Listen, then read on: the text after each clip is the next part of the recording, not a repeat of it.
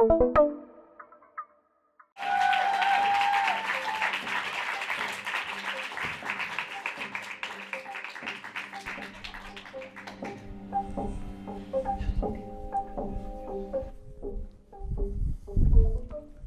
everyone. I would say good afternoon, but because I'm a bit earlier, I would still say good morning everyone.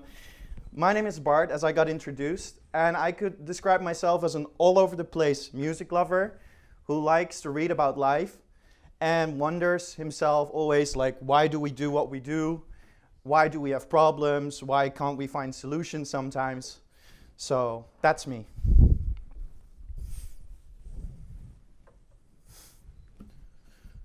So why did I bring my guitar with me, you ask me?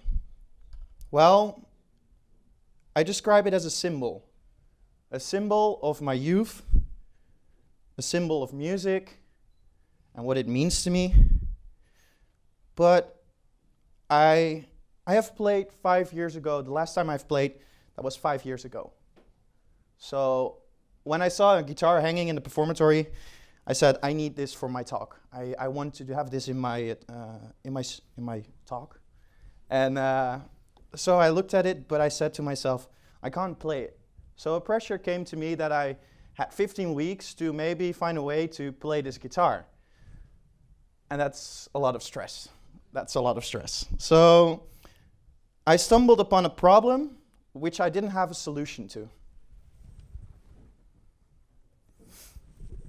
So that is what my research was about, finding a social problem that I thought was very interesting and important to me.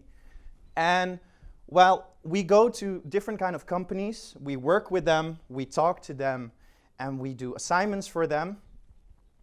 And what I figured is that we go there and they ask for us to have a creative session, so to help them with their problems, figure out what's going wrong and if we can find a solution for them.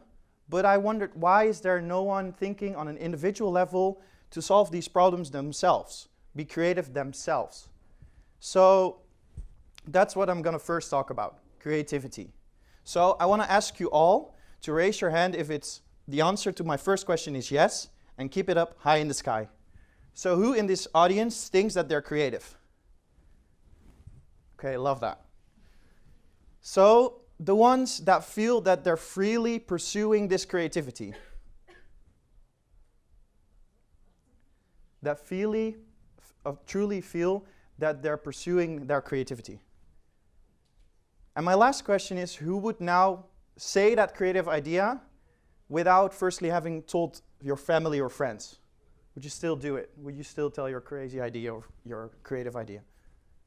Well, that's the first thing that I stumbled upon when talking about creativity and doing research on it, is that there is sort of kind of pressure on this creativity with what I discovered also in my primary school and in my secondary school, in which I loved art and I loved painting, but there's a sort of pressure on getting that good career in the future. And most of the times you think, oh, that could be a financial advertiser, or a manager, and so creativity is not that taken into account with these kind of jobs. And so that's the first thing that I thought, okay, so maybe that is a reason why we could say we have a lack of potential creativity. But then I wondered, is it also something that goes away when we grow older? So I found some experiments on the internet that were done by Tom Griffith, and he told that he did an experiment with a 4-year-old, 18-year-old, and a 40-year-old, and he watched, giving them a problem, how they would solve it. And what with the kids was there are 2 ways that he found out how they are thinking. And the 4-year-old thinks in a way of exploring. He explores the world, he doesn't know that much, so when he has a problem, everything is possible for the kid. He thinks of the craziest ideas and says, for instance, about the man landing on the moon. Such ideas come from a kid like 4 years old. But the 18 one and the 40-year-old, they experienced to try to solve their problems with the knowledge they had. So they were more exploiting what they knew and how to solve the problem. So could you say that knowledge is then a disadvantage for creativity? We know that knowledge gives a lot of information to us that helps us in life, but is it then that we decrease in our creativity? Well, then I also thought, okay, 18 years old, so then we come and enter a school. And it's also proven that when we enter school, this creativity declines. So for this, there's a term. It's called scholastic thinking. And scholastic thinking means that there is one right way. We got taught in one right way. The teacher's way in class is the one right way we had to follow. So their rules, their ideas, their answers. So we don't have an own interpretation on questions like these. So then I found Tina Sailing. Tina Sailing is very busy with creativity and had an innovation engine in which she tells that we are able to create imagination within people by reframing questions. So with this one right way of thinking, you could see a mathematics solution. So let's say 5 plus 5 is 10. And that is the one way we've learned. But what if we rephrase this question and ask question mark plus question mark is 10? Then we are able to give people their own interpretation on what makes 10. And that stimulates these people to have their own thoughts about it. Of course, there will probably people still saying 5 plus 5. They're fine with the one right way they got taught. But we also give others the opportunity to fill in themselves. So own perspectives.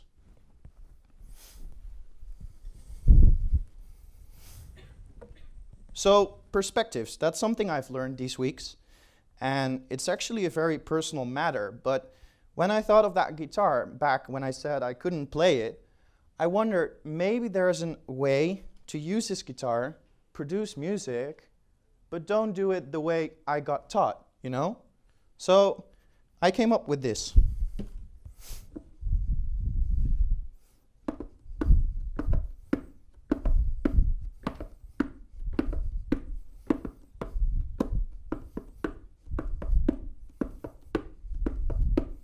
Would I say that's music? So that's the next topic I want to talk about, music. So what I've discovered is that music is a very personal matter. It's not for everyone the same. And I can do that with an example. So I want to ask someone in the audience. Can I ask you? Yeah. What's your name? Lauren. Lauren. Think of a song that makes you feel joyful, that makes you happy. Can't Stop the Feeling. Okay, so Can't Stop the Feeling, she says. But if I would have asked somebody else in the room, probably this felt emotion could be different with everyone. For instance, with me, that would be Invitation from Yellow Claw. And I thought, okay, so I want to solve a problem of this lack of creativity, and I wanted to bring something of music to increase this creativity, to help people that want to be creative and help them to reach that with my music. So then I thought, okay, there's an individual perspective. Everyone has a different meaning to a song, and it creates emotions. But that is what we know, that songs can give us an emotion. But there's more than just emotions that is created by music. What also is created is that our brain is activated constantly when listening to music. There's so many layers. Just I played on the guitar, there's a beat, there's a rhythm, there's a sound. And when we listen to music, our brain is working and figuring that out. So we have two parts of the brain to simplify it for you guys, because of course I've studied it so much that I know it by myself, is that we have a left and right side. The left one is analytical and the right side is creative. Left is mostly created when, for instance, we're reading books or books for school. And the right one is more when we're artsy and we're drawing or we're painting. But most of the activities, not both sides are activated, but with music it is. Both sides are activated in which we are analytical thinking and creative thinking. So maybe there's a key on when we have a problem, bring in this creativity that music produces and see if we can solve the problem. So I've talked about their own perspectives, and about the brain. But what actually was really funny to figure out is that I thought, okay, now I'm coming with an idea of how this music can help us be more creative. But I found out that there are two legendaries that we all know that actually share this opinion, that are Albert Einstein and Sherlock Holmes. They've allegedly been using music in order to solve their problems. Even Albert Einstein said, if I wouldn't have been a scientist, I would have been a musician. Because he thought, he thought, everything what he did was with music. So then he said, I dream about it. And I thought, that's very interesting. Because dreaming is that same thing we as kids have. That imagination of that everything is possible. So a few elements that are picked out of music, what I wanted to bring, that I hopefully am giving you to put that into your daily life. If you're struggling with a problem, maybe you're able to implement this and reach a creativity and find your solution yourself.